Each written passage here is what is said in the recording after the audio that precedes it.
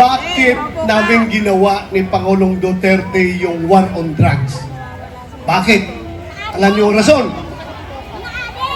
Ginawa namin yun hindi para kami yumaman, hindi para kami magkapera, kundi ginawa namin yun para maisalba ang kinabukasan ng mga kabataan sa iligal na droga. At pangalawang rason, bakit namin yung ginawa? Sabi ni Pangulong Duterte, marami ng lugar dito sa Pilipinas na kontrolado na ng mga drug lords. Muntik na tayong naging narco-state.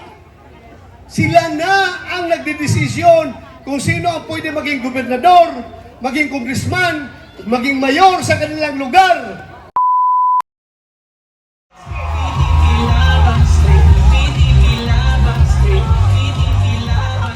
Magandang gabi sa ating lahat.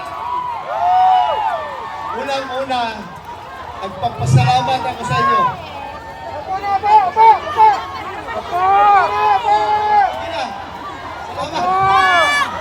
Nagpapasalamat ako sa inyo dahil kahit na tayo'y inuulan, andyan pa rin kayo naghintay sa amin. Maraming salamat talaga. Pangalawa, ako rin ay nagpapasalamat sa ating very gracious host. Walang iba ang nag-organize nitong lahat. Walang iba kundi ang ating napakabait na Congressman Bong Suntay. Sana tulungan natin kayong lahat na ibalik siya sa Kongreso. Ano magina? Normal magina sa Bisaya, gayag nila. Gayag po mong ulo! Ako, gayag po mong ulo, pero nasamad, oh. Nasamad. Mga kaibigan ko, ayaw mo na-given 10 minutes, paspasan ko daw. Gusto ko lang klaruin sa inyo lahat. Bakit namin ginawa ni Pangulong Duterte yung war on drugs? Bakit? Alam niyo ang rason? Ginawa namin yun hindi para kami yumaman, hindi para kami magkapera, kundi ginawa namin yun para maisalba ang kinabukasan ng mga kabataan sa iligal na droga. At pangalawang rason, bakit namin yung ginawa? Sabi ni Pangulong Duterte, marami ng lugar dito sa Pilipinas na kontrolado na ng mga drug lords. Muntik na tayong naging narco-state. Sila na ang nagdidesisyon kung sino ang pwede maging gobernador, maging congressman, maging mayor sa kanilang lugar. So yan ang pupuntahan natin, pagiging narco-state, kung saan yung day-to-day affairs ng ating gobyerno, malokal man o national government, kontrolado na ng mga drug lords. Kasi napakarami nilang pera. Sobra-sobra ang pera nila. Kaya sabi ni President Duterte, Bato, iisang bisis lang ako maging presidente. At ikaw rin, isang bisis ka lang rin maging chief PNP. We will never pass this way again. Sabi niya. Kaya, sabi niya, hindi ko pinangarap maging presidente. At ikaw rin, hindi mo pinangarap maging chief PNP. Pero ako'y naging presidente, ikaw ay naging chief PNP. Ito ay destiny natin. Si Lord ang may kagustuhan nito dahil meron tayong misyon dito sa mundo. At yan yung puksain ang droga, ang kriminalidad at korupsyon. Kaya sabi ko, Largasan, all in. Upakan natin. Yes sir, upakan natin yung problema sa droga.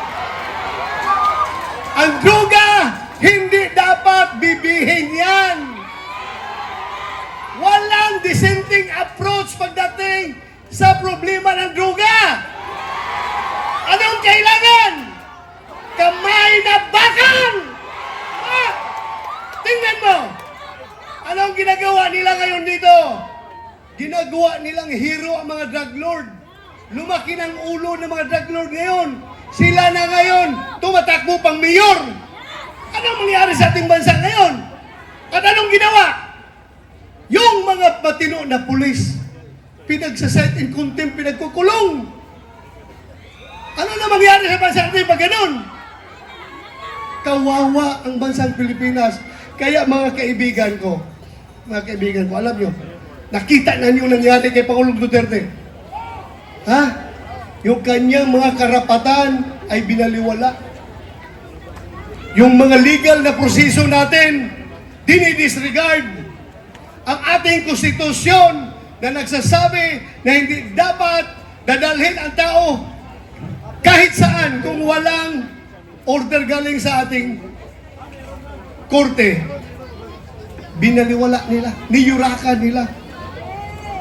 Bakit? Dahil gusto nila mawala ang mga Duterte sa larangan ng politika. Ewan ko yung larangan, Bisaya ba yun o Tagalog? Tagalog?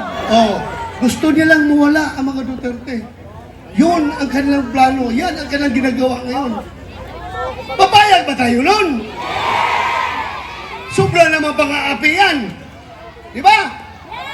Kaya, para mapigilan yung mga pang-aabuso, ako'y nakikiusap sa inyo. Para ma-maintain natin ang checks and balances sa ating gobyerno. Wherein yung mga branches of government ay magkakaroon ng checks and balances. Walang mag-aabuso. Kailangan tayo magkakaroon ng isang Senado na sulit, na aayaw sa mga pang-aabuso at tatayo kung ano ang tama. Kailangan natin ang Senado ay maokupay ng mga tao na may mga prinsipyo. Sino itong mga tao na tinutukoy ko? Wala nang iba kung itong Duterte. Di ba? Alam nyo, isa-isahin ko. Naglistahan natin dyan. Kalbo ko man nakikita dyan. Attorney Jamie Bundok. Napakagaling na abogado. At napakaganda yung kanyang plano para sa ating bansa. Mamaya na ako. Mamaya na. Senator Bongo, Mr. Malasakit. Kilala ninyo yung tao na yan. Yan ang tao talaga na walang ibang iniisip 24/7 kung paano makatulong sa kanyang kapwa. Kahit saan yung may problema na tulong, talagang si Senator Bongo hindi natutulog. Pupunta talaga yan. Gagawa ng paraan para makatulong. Kaya, kailangan ibalik natin sa Senado. JB Hinlo, number 30. Napakagaling na abogado. Alam nyo, hindi sa porke kasama ko yan si JB Hinlo. Pag yan ay naging senador, napakaganda yung kanyang plano. 2 minutes lang daw. Siya na magsabi mo yan sa kanyang plano. Ako, bihira ako mag-appreciate ng isang legislative proposal galing sa isang tao. Pero kung makita mo yung proposal niya, napakaganda. Siya na mag-explain mamaya. Brilliant.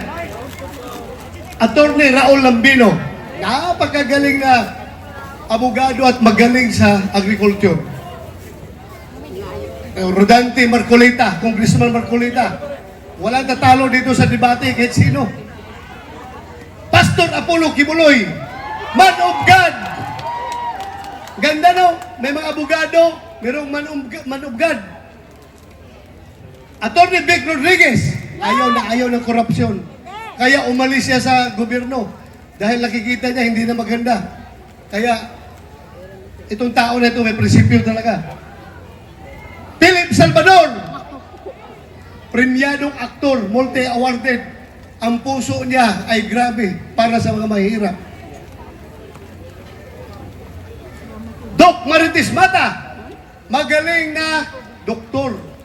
Kaya kung makita nyo, yung komposisyon namin, abogado, doktor, Mr. Malasakit, isang pulis.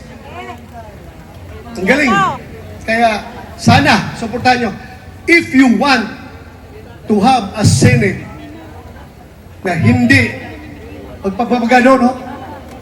Hindi magpapagadon sa other branch of service, other branch of government, whether it be Malacanang or the judiciary, natatayo talaga na bilang independent body na hindi madidiktahan. Please, huwag niyong kalimutan. Duterte, vote straight, PDP laban. Maraming salamat at magandang gabi sa ating lahat. Thank you.